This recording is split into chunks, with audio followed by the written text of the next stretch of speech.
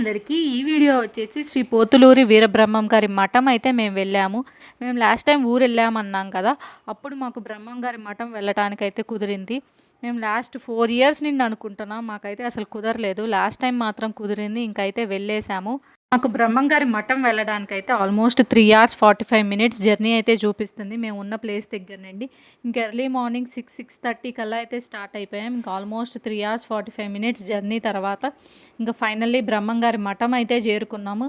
ఇంకా అక్కడ మఠం దగ్గర ఇట్లా షాప్స్ అయితే ఉన్నాయి, మొత్తం శ్రీశైలంలో ఉన్నట్టే.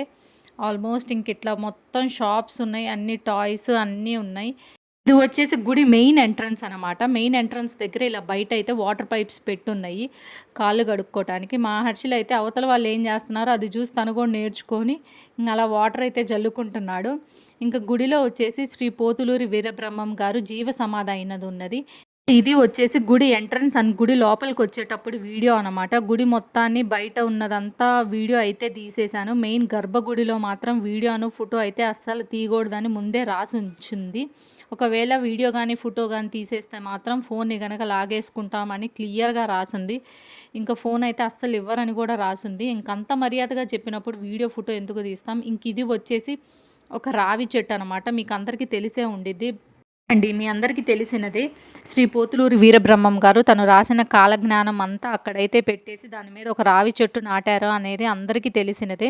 ఇంక ఇలా గుడిలోకి అయితే ఎంటర్ అయిపోవాలి క్యూలో. ఇంకా గర్భగుడిలోకి అయితే ఎంటర్ అయిపోతాను. గర్భగుడిలో మాత్రం వీడియో అయితే అస్సలు తీయలేదు.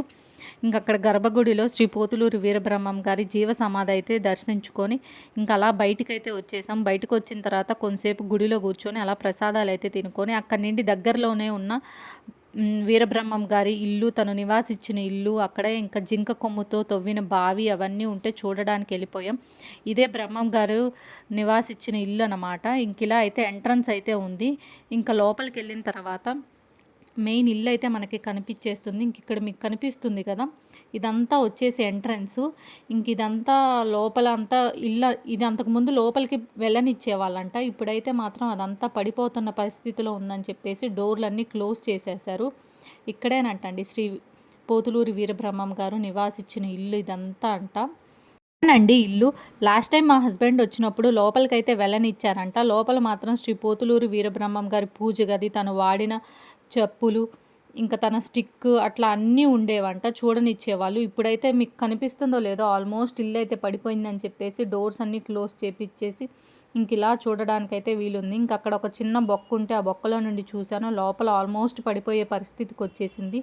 ఇంక ఇది వచ్చేసి జింక కొమ్ముతో తవ్విన బావి. మీకు ఈ స్టోరీ వచ్చేసి ఆల్మోస్ట్ అందరికీ తెలిసే ఉన్న స్టోరీ. అక్కడ ఊర్లో వాళ్ళందరూ శ్రీ పోతులూరి వీరబ్రహ్మం గారిని నీళ్లు వాడనివ్వకపోతే తనే ఒక జింక కొమ్ముతో తవ్విన బావంటండి ఇది. ఇంకా నీళ్ళు అయితే ఉన్నాయి దానిలో కూడా.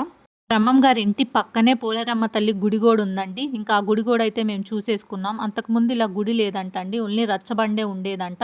ఇంక ఇప్పుడు ఈ మధ్య ఇలా గుడి కూడా అయితే కట్టేశారంట. ఇంక ఈ గుడి కూడా అయితే చూసేసి ఇంకా రిటర్న్ మేము ఇంటికి అయితే స్టార్ట్ అయిపోయాం. కనుక మీకు నచ్చినట్టయితే లైక్ షేర్ చేసేయండి తప్పకుండా.